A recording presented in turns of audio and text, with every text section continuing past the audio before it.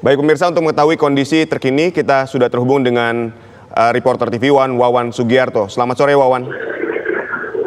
Selamat sore Divya serta pemirsa TV One. Baik. Jadi saat ini saya masih berada di pengungsian Desa Penanggal, Adit. Baik, mungkin Anda dapat menceritakan bagaimana situasi dan kondisi terkini di pengungsian Desa Penanggal, Wawan. Ya, jadi sejak beberapa jam yang lalu masyarakat sudah mulai mengungsi ke kantor Balai Desa Penanggal ini, dan saat ini sedang berlangsung proses pendirian tenda PMI. Ini nantinya akan diperuntukkan bagi para pengungsi, mengingat untuk tempat di Balai Desa ini memang tidak mencukupi. Makanya untuk masyarakat, para pengungsi tadi juga geser ke beberapa balai desa yang ada di sekitar Desa Penanggal. Adit. Baik, pengungsi digeser di sekitar balai desa yang ada di selain Desa Penanggal ya? Ada di desa mana saja, Wawan? Jadi selain di Desa Penanggal ini, pengungsi juga digeser ke beberapa balai desa, yakni Desa Tambakrejo, Desa Klopo Sawit, serta Desa Tumpeng, juga Desa Sumberjo dan Candipuro. Jadi beberapa desa ini memang berdekatan. Dan visual yang dilihat saat ini adalah suasana para pengungsi yang mereka ini berasal dari Dusun Kajar Kuning, Desa Sumberwulu, Kecamatan Candipuro, yang mengungsi sejak pukul 11 siang tadi. Dan mereka saat ini memang menempati ruangan baru ini yang merupakan aula bantuan pemirsa TV One yang memang belum diresmikan. Saat ini sudah dipergunakan oleh para pengungsi. Adit. Baik, total ada berapa pengungsi yang saat ini menempati Balai Desa Penanggal ini? Ya, untuk para pengungsi yang menempati di Balai Desa Penanggal ini fluktuatif. Update terakhir tadi kurang lebih 100, namun sebagian juga ada yang pindah ke rumah kerabat yang lebih aman, mungkin di wilayah Candipuro dan Pasirian. Adit, saat ini saya sedang bersama Ibu Mariam. Ibu Mariam ini adalah salah satu warga Dusun Kajar Kuning yang tadi sempat terlihat menangis. Nggak tahu sebenarnya apa yang terjadi. Halo Adit. Adit. Ya. Baik. Halo. Ya. Baik, Wawan, mungkin Anda dapat menanyakan berbagai hal kepada Ibu yang menjadi salah satu korban terdampak dari awan panas guguran ini. Silakan Wawan, Anda boleh mewawancarai pengungsi yang ada di sana. Bu Mariam. Tadi Ibu mengungsi kelihatan menangis, kenapa? Karena rumah saya tenggelam. Ya? Seluruh harta saya, termasuk seluruh harta saya, tidak bisa diselamatkan. Itu di dusun mana, Bu? Kajar Kuning. Ya. Terus pada saat kejadian kan berada di Kajar Kuning. Di luar rumah. Sudah mulai mengungsi. Iya. Saya tidak bisa menyelamatkan barang-barang, sudah kabur. Karena itu, nasabahnya sudah ada di dekat rumah. Berapa rumah yang terkena tadi? Ya banyak. Sekitar berapa Pak rumah yang tenggelam? 50-an lah. 50 rumah ya? Itu sama sekali tidak nyangka kalau sampai sana, Bu? Ya, di mana? Ya tidak ada. Semua rumah tenggelam sudah tidak ada. Ya, tidak ada. Ya. Tahun kemarin kan sudah terkena sudah diperbaiki. Ya, sudah. Terus sekarang rusak. Sekarang tidak ada. Sudah tidak ada sama sekali. Sudah tertimbun. Iya, tertimbun. Masjid-masjid sudah tertimbun. Sudah tidak ada, Pak. Terus nanti ini mengungsi kemana, Bu? Ya, bertahan di balai desa saja saya. Belum dapat bantuan rumah ya? Sudah dapat. Sudah dapat sementara. Oh, masih takut juga? Iya, kan saya mau nempatin itu gimana Pak? Itu sementara di sana itu sangat dekat sama gunungnya, Pak. Jadi saya pribadi itu saya trauma Pak, pada gunung itu.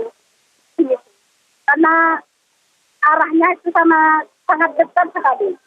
Terus keluarga gimana tadi? Selamat semua ya? Alhamdulillah selamat. Tapi ini yang ada di Buntara semuanya pada kesini semuanya Pak. Di sini. Iya. Sebab itu Pak, lavanya itu, abunya itu ke Buntara, ya, mengarah ke Buntara. Pada mengalami petang menolak. Benar. Terima kasih. Ya. Jadi gitu, Adik. Halo? Baik, Wawan, Kajar Kuning ini kan merupakan salah satu wilayah yang terdampak parah hujan abu vulkanik. Mungkin juga dari liputan Anda tahun lalu ketika terjadi erupsi Semeru, Anda dapat menggambarkan seperti apa sih Kajar Kuning ini, wilayah Kajar Kuning ini ketika terjadi hujan abu vulkanik? Ya, jadi dusun Kajar Kuning ini merupakan dusun yang berjarak kurang lebih 1 kilometer dari hilir Sungai Curah yang tahun kemarin merupakan arah luncuran awan panas guguran sejauh 13 km. Akibat hujan abu yang terjadi di dusun Kajar Kuning yang notabene rumah masyarakat di sana itu menggunakan atap asbes, banyak rumah yang ambruk atau atapnya ambruk, termasuk rumah narasumber barusan kita itu sempat dilakukan perbaikan dan yang bersangkutan juga memperoleh hunian atau rumah baru di hunian sementara dan hunian tetap. Namun karena trauma dengan melihat abu vulkan yang membumbung tinggi di atas pemukiman hunian sementara tadi, makanya masyarakat ini lebih memilih mengungsi ke Balai Desa Penanggal yang selama ini kita anggap memang cukup aman.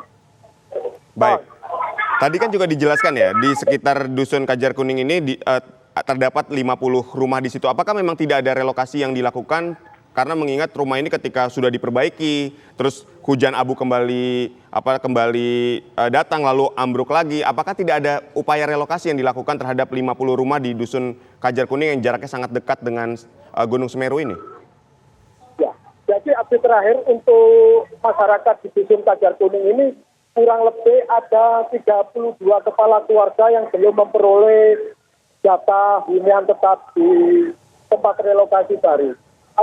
Kalau di tahun kemarin, pada erupsi tahun kemarin, pemukiman ini terdampak hujan abu yang cukup masif.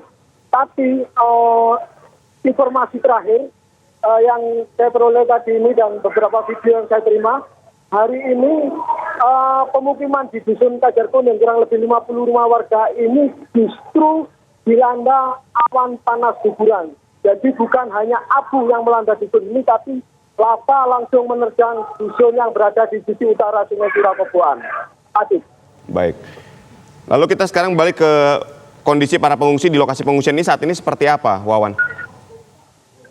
Ya, secara umum kondisi para pengungsi di sini baik-baik saja, tapi mereka memang kelihatan di wajah mereka rasa trauma dan masih menyimpan rasa takut, terutama para lansia, karena mereka dengan mata kepala sendiri tadi menyaksikan betapa dahsyatnya luncuran awan panas guguran yang terjadi pada hari ini.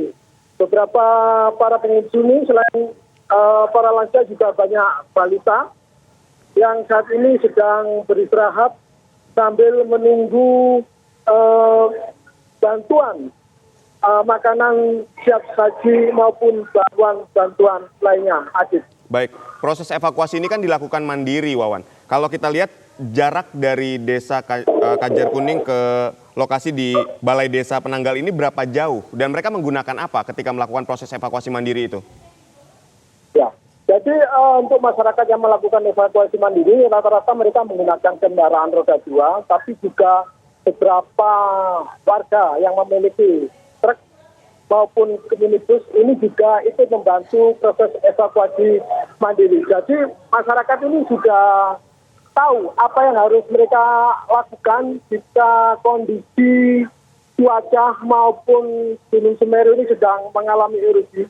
Jadi masyarakat ini sudah tahu titik kumpul atau titik pengungsian yang aman untuk mereka tempati selama mengungsi ini. Adit. Baik, sekali lagi kan kalau tadi Anda jelaskan saat ini ada sekitar 100 warga yang mengungsi di Balai Desa Penanggal dan sebagian lain diungsikan atau dilokasikan di balai desa di sekitar Desa Penanggal. Lalu fasilitas seperti apa yang saat ini sudah disiapkan oleh pemerintah setempat untuk warga untuk sendiri? Jadi untuk fasilitas hingga saat ini masih berlangsung untuk droppingnya. Jadi selain alas tidur, yang jelas untuk makanan siap saji saat ini juga sudah diupayakan berupa nasi bungkus dan nanti sebentar lagi juga akan didistribusikan.